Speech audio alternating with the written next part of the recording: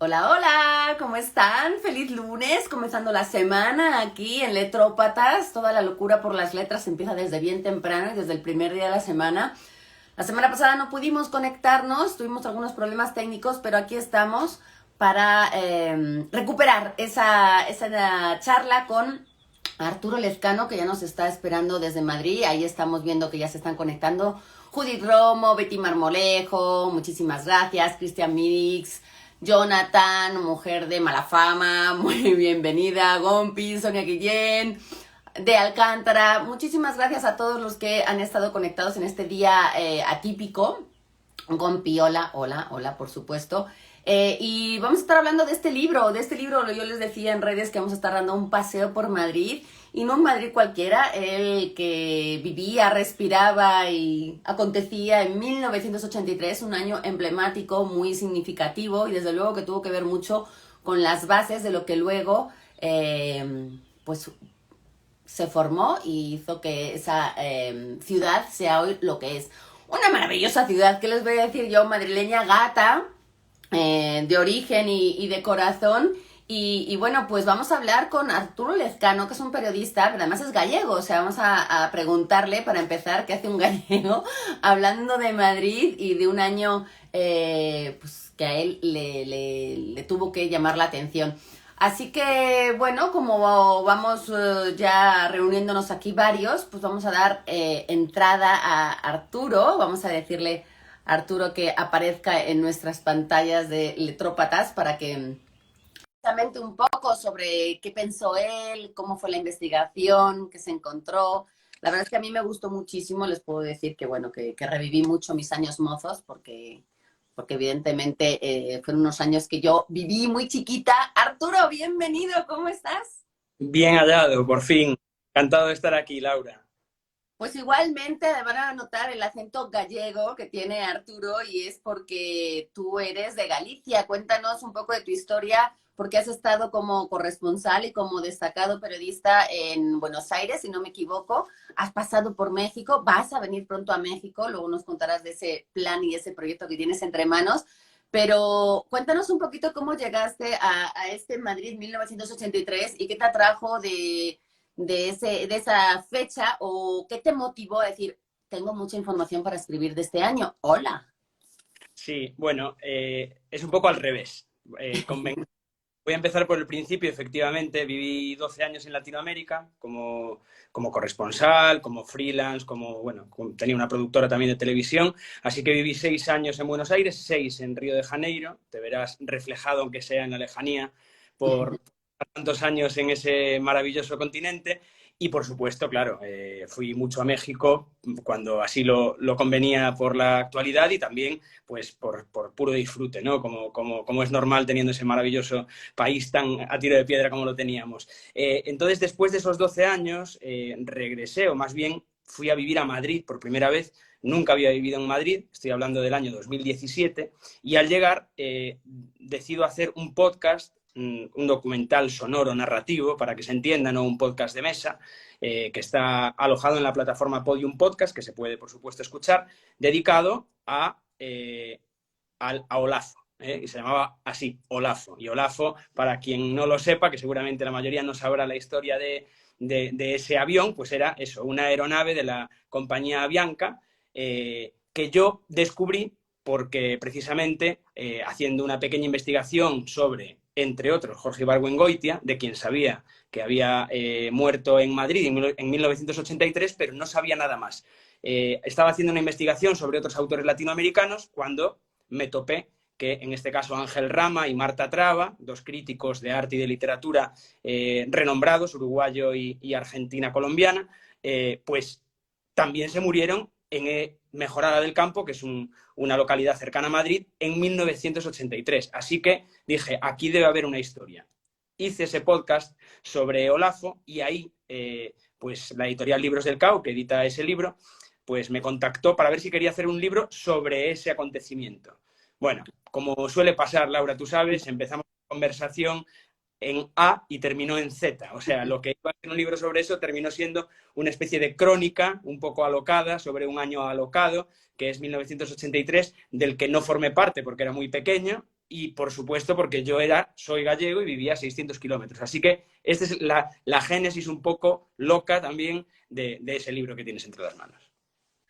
Digamos que de Olafo no se sabe mucho, pero desde luego todo mexicano tiene muy en la mente Ibargüengoitia, evidentemente, y ese avionazo, que aquí le decimos avionazo, que terminó con su vida y que de alguna forma nos dejó un poco sin muchas letras que esperábamos que pudiera producir a partir de entonces. Un avionazo que además no fue el único ese año y que aquí cuentas todo esto en este 1983, que además a mí me hace mucha idea. Yo tampoco estaba en Madrid ese año, justamente yo estaba viviendo en Bélgica por azares de trabajo de mi padre y yo andaba también fuera, pero recuerdo muy bien que en 1982, que fueron unas elecciones emblemáticas después de pues mucho tiempo de dictadura en España, hubo unas elecciones y mis papás agarraron el coche, se fueron conduciendo hasta Madrid para votar y regresamos a Amberes porque era lo que había que hacer. Es decir, había mucha ilusión, había mucha esperanza, había mucho ánimo. Y sin embargo, tú aquí lo que cuentas es que también hubo mucha decepción y muchos problemas con los que no se contaba. Había paro, había mucha drogadicción. Y este libro me gustó porque también aterriza un poco lo que era la realidad, ¿no? Sí, evidentemente se acaba la dictadura, pero ojo, que no todos los problemas se acaban y no es fácil tampoco dirigir un país. Hay mucho de política, Arturo. En esta primera parte, sobre todo, se la dedicas a la política, que a mí me parece que es una manera de asentar el tema y decir, a ver, esto estaba pasando, esto era Madrid y por lo tanto también mucho de lo que pasaba en España. Pero ¿por qué lo situaste en la capital? ¿Y para ti qué fue descubrir? No sé si con tu edad, evidentemente en el 83 nosotros todavía no nos dábamos cuenta de nada, pero imagino que hubo mucho de descubrimiento también para ti y mucho de ese romanticismo que la gente piensa que pasaba en la transición y que luego se convirtió en la realidad.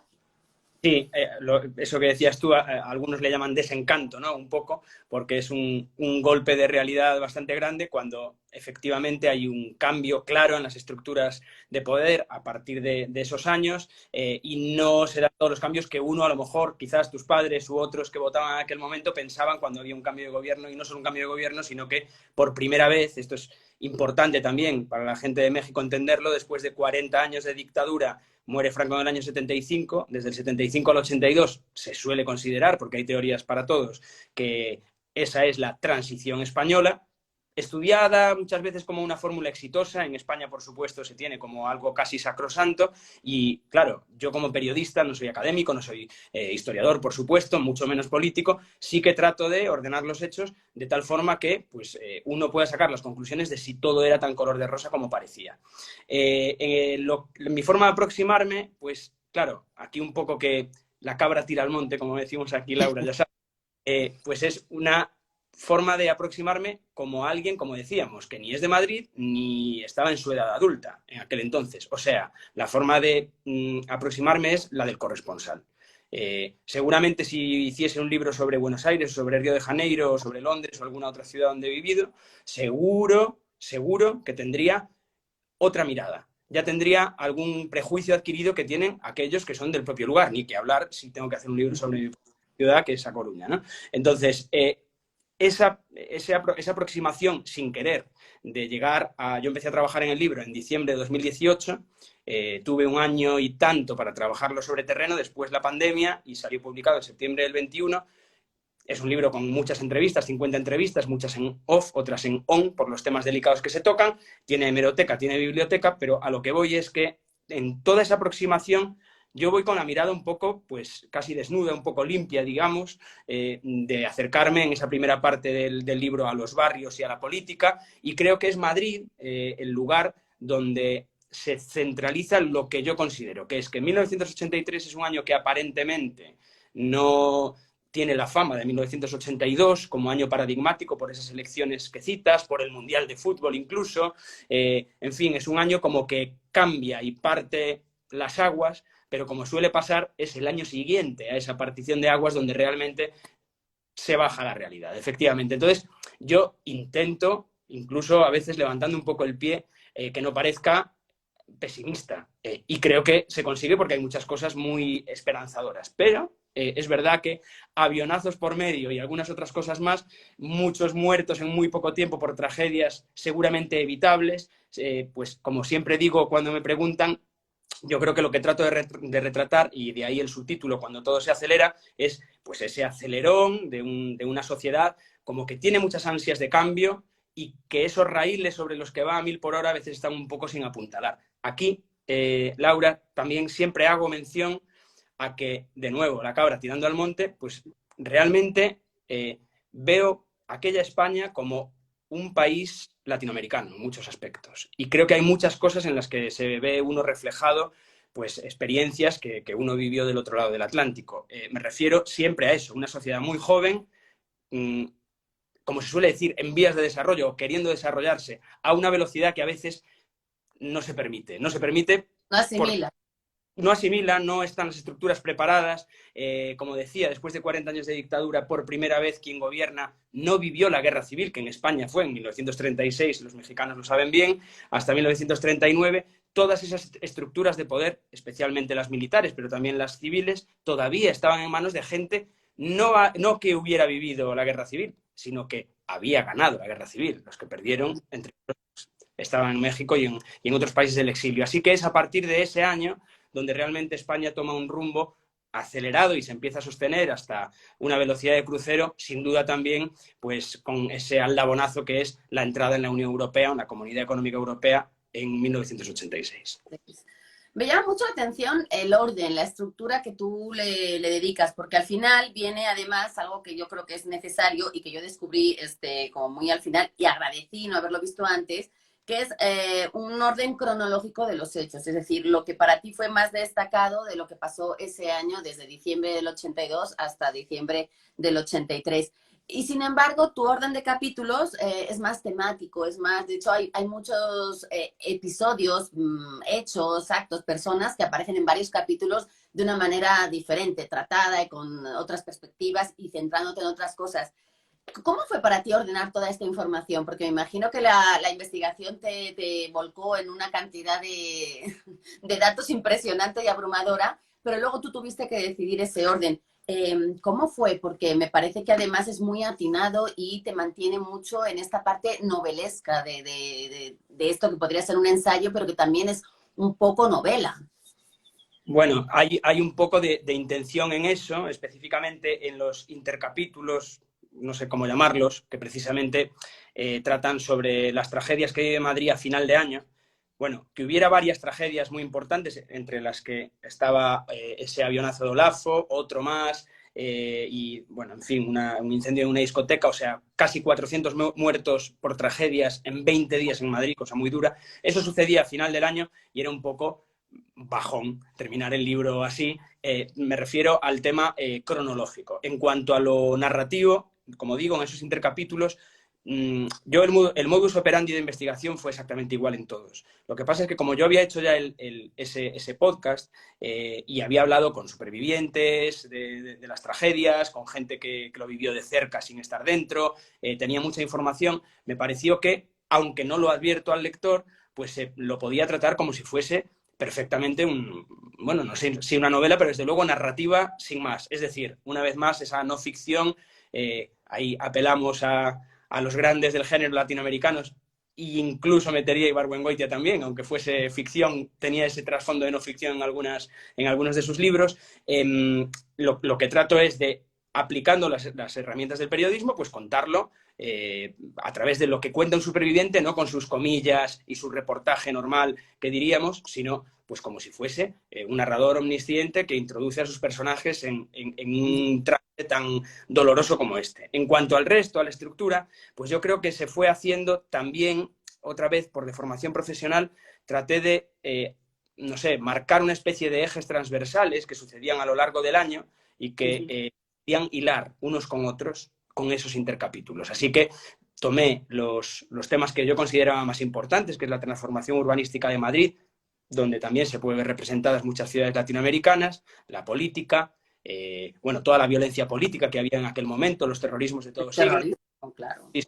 Y por supuesto, pues la movida, ¿no? La cultura, y no solo la movida, sino la cultura. No voy a dejar atrás otros géneros y No, porque otros... hay mucha música, hay mucho cine, hay espectáculos también. Yo no recordaba que había sido el año que se había casado Paquirri con la Pantoja o Lolita Flores, ¿no? Que fue como muy emblemático. No sé si en el momento, pero desde luego que nos han dejado hasta frases.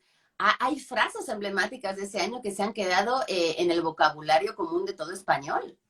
Muchísimas, y no solo la de Lola Flores, me imagino que es a la que haces referencia. No sé si la meto en el libro, porque como está tan manida, esa de si me queréis irse, ¿no? En la boda de Lolita, creo que sí que la meto. Pero sí, hay frases por supuesto, políticas, y otras que siendo políticas creo que determinan un momento en la sociedad de Madrid y también de España, que son las frases de Tierno Galván, del alcalde de Madrid en aquel momento, que era una especie de contrapunto serio, formal, vamos a decir mejor, a ese fenómeno, esa explosión de libertad cultural, digamos, ese descorche que había y que se tradujo en fenómenos como la movida, entre otros, o el rock urbano, u otras manifestaciones artísticas y culturales, que tenía, como digo, ese contrapunto, que era un señor llamado Enrique Tierno Galván, que se hacía llamar viejo profesor, que tenía 60 y tantos años cuando la sociedad era muy joven. Felipe González tenía menos de 40 años, los ministros que llevaba él en el gobierno también.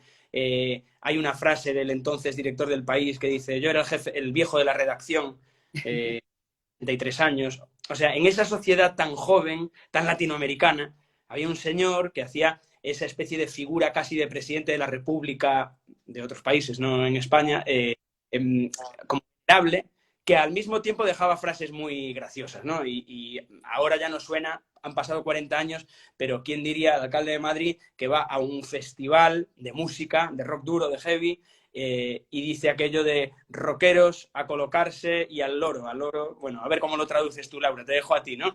Al loro tiene que ver con mucha etimología y con mucha semántica de droga, ¿no? Y me parece que efectivamente ver a un señor en un escenario de 60 años que además representaba el poder y la política diciendo esas cosas cuando veníamos de 40 años de ver a un señor también mayor, pero diciendo unas cosas muy institucionales, muy solemnes y muy feas, pues la verdad es que sí, hasta la fecha Tierno Galván es de los políticos mejor valorados y más recordados con cariño de la historia española, yo diría, no solamente madrileña, porque tú evidentemente le dedicas un capítulo a la movida, de la que tenemos tanta información. Tú dices de la movida que es la juerga mayor documentada de la historia. ¿Está bien documentada, Arturo, esa juerga? Es decir, tenemos mucha información, pero también Sí. dicen, y también lo pones tú, que éramos 100. O sea, la movida, ellos mismos decían que en realidad no era una cosa tan extendida, lo que pasa es que se había hablado mucho de ella, de este destape, de esta explosión. ¿Tú crees que está bien documentado todo este episodio? A ver, bien no sé, pero que está sobredocumentado sí. Me explico. Al final yo mismo, que no tenía ninguna gana de hablar sobre la movida, porque, como digo, hay multitud de tesis, incluso académicas, por supuesto libros, hay trincheras alrededor de ese fenómeno.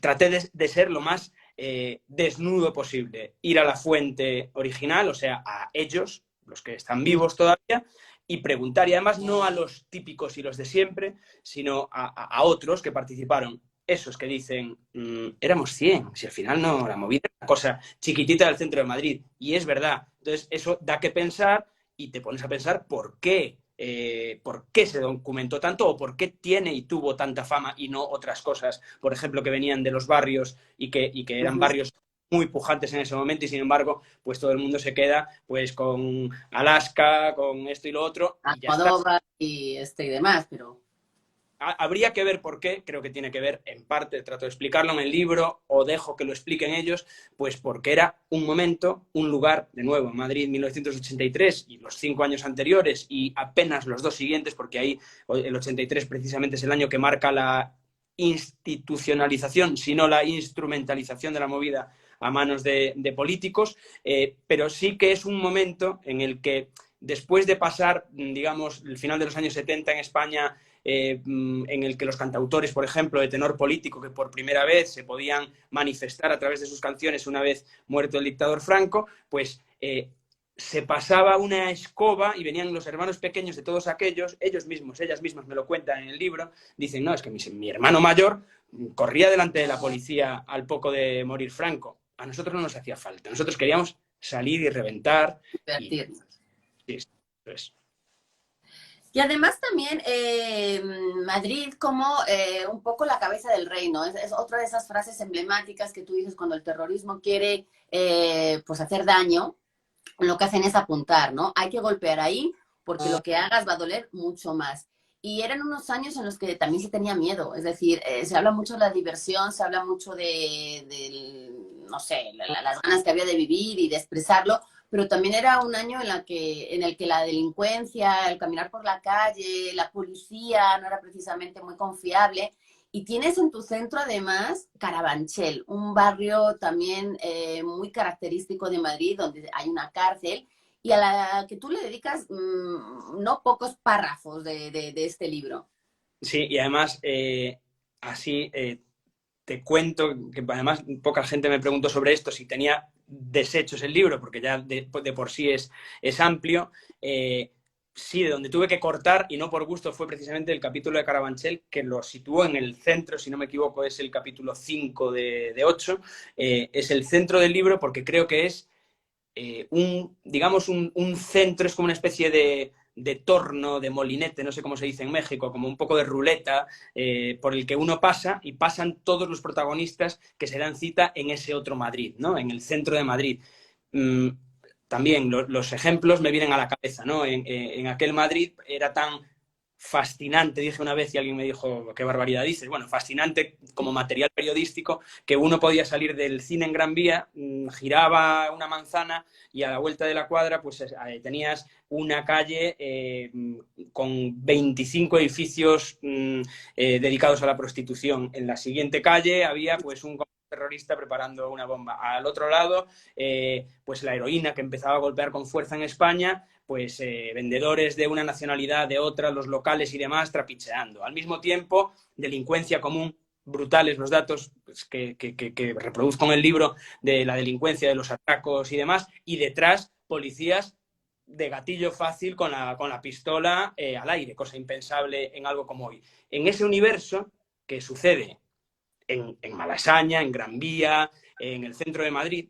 de todos esos que dije, muchos coincidieron en Carabanchel, que está a tiro de piedra del centro de Madrid, un barrio, por supuesto, paradigmático y fundamental en la historia de Madrid, incluso en la Guerra Civil, que tiene en su centro, ya no lo tiene más, pero una cárcel que era, yo creo que el reflejo de todo lo que pasaba, además con una reforma judicial que hubo precisamente en ese año, que provocó ciertas historias, con fugas, con motines. Es para mí un universo, a mí que me atrae ese universo de las cárceles para contar como material narrativo, como digo, fascinante, impresionante, con una raíz totalmente, que si lo piensas es totalmente audiovisual, y creo que tenía que tener el protagonismo bueno, que le pude dar en el libro. Y que además sirve totalmente para entender lo que pasa hoy. O sea, uno hoy que anhela ir a Madrid de turismo y conocer y pasear por esas calles y lo ve todo tan ordenado, tan limpiecito, tan buena onda todo, y resulta que eso no hace tanto, porque estamos hablando de hace 30, 40 años, era pues una chispa, ¿no? Era un fuego. Yo quiero, Arturo, que nos cuentes también un poco de estos personajes maravillosos que entrevistaste, que son parte fundamental porque me parece que no está nada fácil encontrarlos. Entre otros tienes, por ejemplo, a la familia Neger, que son supervivientes de ese avionazo del que cuentas, de Olafo, pero tienes una cantidad de líderes, sobre todo de organizaciones vecinales y de gente que ha vivido fuertemente esos cambios, que yo no sé si a ti te dejaron un poco indiferente o realmente después de este libro te movieron por dentro, porque hablas de muchos años, evidentemente, de investigación y de escritura, pero son personajes que te dan otro sentido de vida, ¿no? Claro, sí, sí, sí. A ver, una de las razones por la que hacemos periodismo realmente, ¿no? Más que periodismo, periodismo es una palabra muy grande que incluso se me queda grande, digamos, por aquellos que sacan noticias todos los días de donde no hay, digamos, reporterismo, o crónica en Latinoamérica o reportaje en España, pues al final terminamos haciendo cosas que nos interpelan como sociedad o queremos contar a nuestra manera una especie de historia contemporánea. A mí me hubiera encantado, no sé si en el colegio, pero por lo menos, bueno, pues muchas cosas de las que aprendí fue leyendo a grandes maestros de crónica, muchos de norteamericana, después latinoamericana, y yo siento, ahora ya por suerte no tanto, pero hace 10, 15 años no lo había tanto en España, y creo que todavía nos falta relato periodístico de muchísimas cosas. Ujú. Esto fueron los 80 y como hablamos antes fue un poco, pues, otra expresión me va a salir poco entendible ahí, que es como el pisuerga que pasa por Valladolid, ¿no? O sea, es como una cosa que trajo a la otra y que no fue provocada. Pero creo que necesitamos más relato periodístico que ayude a entender las claves de lo que pasa más allá de las tesis históricas o historiográficas o las mismas, o la misma política. O sea, y además, más todavía la velocidad a la que van hoy las noticias, donde ya ni siquiera se espera al día siguiente y al papel, sino que todo cambia cada 2 horas. Entonces, cuando dices entrevistas a gente, ¿cómo te dejan? A mí me dejan obnubilado con todo lo que vivieron y también la suerte, una vez más, de que eran muy jóvenes. Toda esta gente, yo las entrevisto 30 y tantos años después y están en plenitud de facultades, tienen sus 70, 75 años y están perfectos. Claro, quien quiere hacer un libro de hoy, de la Europa o de la España de hoy, dentro de 40 años, lo va a tener complicado porque la sociedad está mucho más envejecida. Así que fue, desde luego, una experiencia única poder entrevistar a gente que además yo quise poner el acento en gente que no tenían el protagonismo, o sea, no era ir a entrevistar a Felipe González o a Nuevo o tal para que te expliquen, O a sino Juan a Barranco, ¿no? Que también Fontanero, o a Juan Barranco, que también aparece. y que a Tierno Galván, pero líderes vecinales o gente, lo que comúnmente muchas veces se llama en política fontanera, es decir, la gente que realmente construye el día a día fuera de los focos, pero que con esa perspectiva y esos años estuvieron en despachos que sería imposible de tener, serían exclusivas hoy periodísticas, cosas que me contaron 30 y tantos años después. Aquí hay una pregunta que me parece muy pertinente y además muy, muy atractiva para que nos digas. Carlos y Camacho dice, después de esta experiencia, al escribir este libro, ¿hay alguna otra ciudad en el mundo y algún año que te gustaría investigar y escribir? Me encantaría muchísimas. Claro, lo que pasa es que ahí me tendría que trasladar a esas ciudades. No sé, yo creo que pues pero aparte que es que va a aparecer esto, yo ya está más que escrito. Cualquiera querría estar en Belfast 72 o en Londres 69, o en México 68 o seguramente, bueno, siempre me voy al lado latinoamericano, pero qué sé yo, en 1917 me encantaría ser John Reed y volver a la Revolución Rusa. Eso sobre hechos históricos. Creo que, como digo, yo soy gallego, hay relato que escribir todavía de Galicia, en esa ando un poquito en lo que estoy haciendo ahora, pero ya no lo centraría o no lo focalizaría en una ciudad y en un año. Yo lo que sí es animo a todos, a Carlos también si escribe, que de verdad no hay más que hacer, pues las herramientas del reportero, un bolígrafo y una libreta, o si quieres grabar algo con el teléfono, o que ahora las herramientas son tan fáciles, patear, documentarte y poder hacer una crónica y que cada uno elija. Vamos, cualquiera puede hacer una colección de ciudades y años, ¿no? A lo largo del mundo. No, y además, el hecho de descubrir algo que igual son fechas y lugares que todos tenemos en la memoria porque hemos escuchado y porque tenemos muchos datos de ello, pero igual hay otro año y otra ciudad menos conocido que merezca la pena también destaparse, ¿no? Y difundirse de otra manera. Entonces, pues yo me uno a lo que dice Arturo, querido Carlos, y decirte que si tú encuentras que en una ciudad, en un año, hay algo emblemático que es característico luego y que puede interesar para el resto, porque esto no se trata solamente de una ciudad y un año, sino de lo que representa esto en una sociedad, en una manera de pensar, en el futuro de toda esa juventud. Aquí hablas de la posguerra como algo donde todo empieza o todo acaba, según quien lo cuente y cómo se mire. Tú hablabas antes de los vencedores de la guerra que seguían vivos y seguían conviviendo, de los vencidos que se habían ido muchos de España y entonces había menos representación o menos voces de ellos, pero que poco a poco empezaron a volver o empezaron a, digamos, a tener más peso dentro de la sociedad, ¿no? No era todo ni blancos ni negros, ahora hay también varios grises. ¿Tú crees que se pueda repetir esta historia de una manera ahora que estamos pues en un momento muy turbulento también del mundo, pero donde vemos que tampoco aprendemos mucho del pasado y de los errores y todo esto que parece que dices, ay, pues esto pasó, qué bueno que ya pasamos esa etapa, que subimos otro escalón, y sin embargo es tan fácil tambalearse? ¿Tú te has quedado con alguna conclusión de este libro que digas, esto lo voy a volver a escribir yo u otra persona en el futuro de otro lugar, pero esto se va a seguir dando? Las dinámicas, a ver, es todo el tópico, ¿no? Voy a decir, pero claro, estamos condenados a que se repiten las dinámicas de todo tipo y no hace falta ni citar lo que está pasando en varias partes del mundo ahora mismo. Sí, a lo mejor localizarlo en un lugar, yo no sé si Madrid tal año se puede repetir. Es verdad que, como decías, el libro es una excusa, o perdón, el título del libro es una excusa. Donde pone Madrid podría poner muchísimas otras ciudades españolas en este caso, y donde pone 83 podría ser cualquier año de esa década de los 80 que, a mi parecer, termina en el año 92, otro año paradigmático en España, que son los Juegos Olímpicos, la Expo de Por Sevilla. otra crisis después, en el 93. Efectivamente, ¿y qué pasa? El 93 es un año importantísimo, es el año de Maastricht, es el año en el que realmente España entra definitivamente en la Unión Europea, en la antesala de lo que después sería el euro, 2002, y vamos a 2003. O sea, al final son ciclos, ¿no? Y lo mismo, yo qué sé, yo viví muchos años en Argentina y te podría decir que es otro tópico, pero es verdad que durante muchas décadas, ahora a lo mejor cambió un poquito, pero eran ciclos de décadas. En México seguramente tenga también sus dinámicas. Así que creo que sí que estamos condenados a repetirnos, pero que por eso mismo creo que teniendo en cuenta el paño de fondo histórico, se pueden hacer mucho relato contemporáneo de lo que pasa. O sea, mi máxima aspiración en este libro y no por, o sea, por ambición, y espero que no se tome como una cosa soberbia, era que el libro ayudase a entender el hoy 2022, y ojalá el 2030 que no se quede viejo, ¿no? Porque creo que es así, solo aprendiendo sobre el pasado es como se pueden evitar algunos errores en el futuro.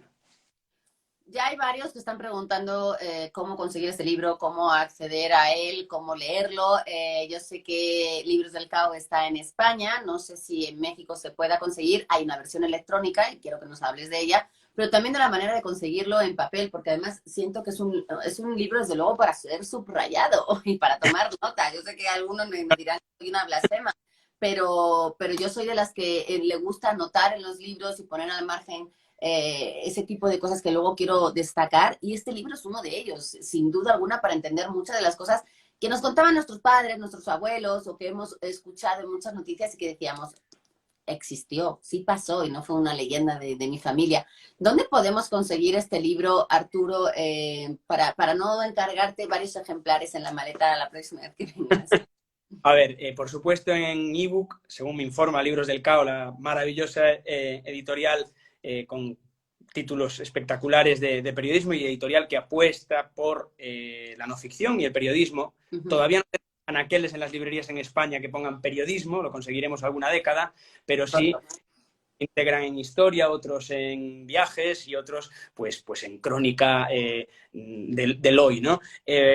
Aparte del ebook, que se puede conseguir a través de la página de Libros del Cao, que delcao.com, y también en grandes plataformas comerciales como Amazon y demás, sí se puede conseguir de dos maneras: pidiéndolo a la propia editorial, en cuyo caso ahí tienen que ver los gastos de envío que hay desde España y demás, y me soplan, me cuentan que en las grandes librerías, al menos de México y de otros países latinoamericanos, uno puede ir tranquilamente a su librero de confianza y preguntarle por el libro, porque hay una distribuidora española que lo distribuye sí así lo pide a ese librero. Así que yo lo animo con este o con cualquier otro libro del catálogo del Cao y otras muchísimas editoriales españolas que valen la pena y que no llegan ahí de forma torrencial en lo comercial todavía, pues que vayan a la librería y lo pidan. Y si no, pues eso, está el ebook ahí disponible y aquí para solventarle las preguntas que haga falta. Vamos a intentar además que haya mucha demanda para que Libros del Caos se plantee abrir ya una sucursal y poder,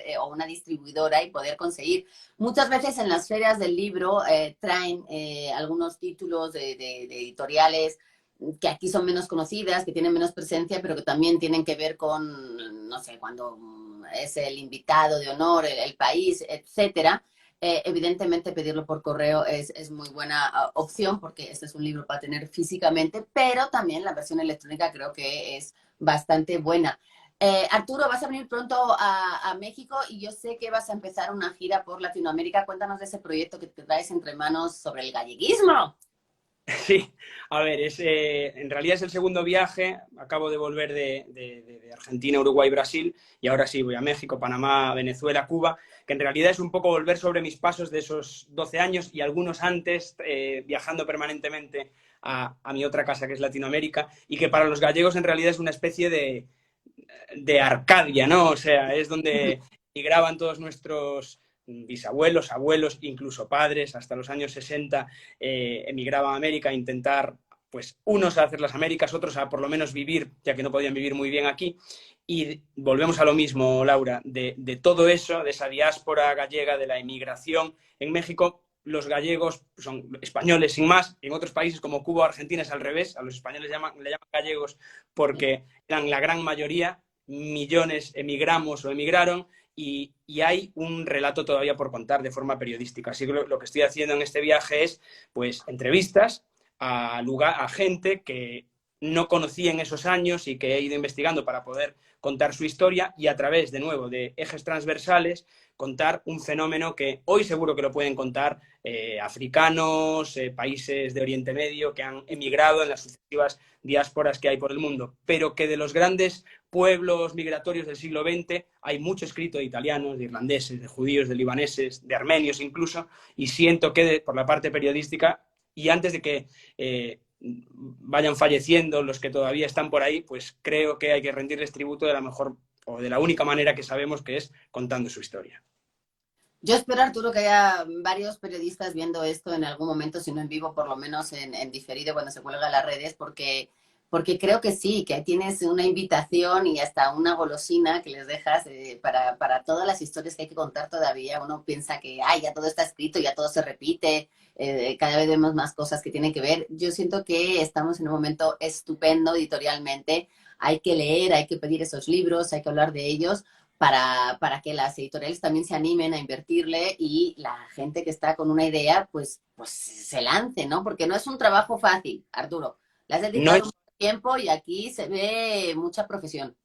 a ver, claro, el gran problema que tenemos, y creo que compartimos españoles y latinoamericanos, sintiéndolo mucho, si hay alguien del mundo editorial que esté escuchando o viendo, es que no tenemos el músculo por parte de las editoriales que puedan tener en el mundo anglosajón, por razones obvias. Es la pescadilla que se muerde la cola. Si no hay lectores suficientes, no hay inversión suficiente, y por lo tanto a mí no me puede pagar una editorial, yo, un autor que no estoy consagrado, no me va a pagar nadie Imagina.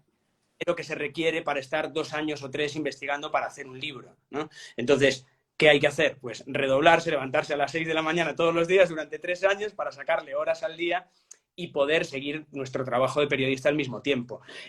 Ojalá llegue el día, como dices tú, es un momento muy bueno en lo editorial, pero todavía se necesita más y creo que se necesita que se confíe en las historias de no ficción en el periodismo y que hay muchísimas maneras de tratarla y que es narrativa también, y creo que Latinoamérica es un ejemplo, editorialmente sí, pero sobre todo de autores. Ojalá se trasvase a este lado, nos contagiéis todavía más y podamos unir fuerzas para el día de mañana ir a ferias ahí como la de Guadalajara u otras en Europa y haya un gran boom de la no ficción intercontinental en español, que nos pueda, pues, hacer felices a todos.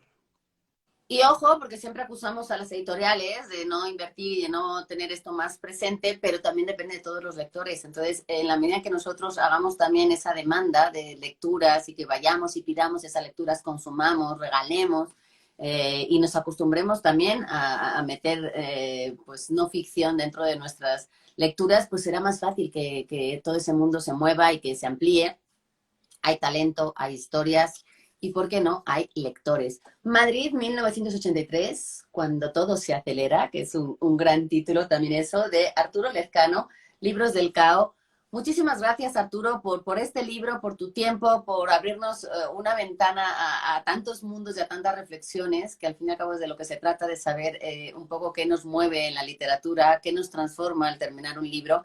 Y desde luego, pues este recorrido por esa sociedad, por esos tiempos tan revolucionarios, pero que también han dado pues un presente que ahora valoramos o deberíamos valorar más para justamente seguir aportando, construyendo y avanzando en el futuro. Así que Arturo, te esperamos en México, esperamos verte prontito en estas ferias, esperamos este y el libro que viene en camino y pues muchísimas gracias por asomarte a esta locura por las letras. No, muchas gracias a ti. Sé de la inmensa labor que haces allí en México y te agradezco especialmente la invitación y encantado. Pues nos veremos en el futuro cercano, ojalá, con próximas aventuras que contar. Claro que sí, pues muchísimas gracias Arturo, muchísimas gracias a todos los que siguieron esta transmisión, gracias a todos los que se unieron el día de hoy y a los que pues, se unirán en los próximos días. Aquí tienen este libro estupendísimo y nosotros pues mañana tenemos otra cita a las 11 del día, Letrópatas, con más lecturas. Muchas gracias, buen día.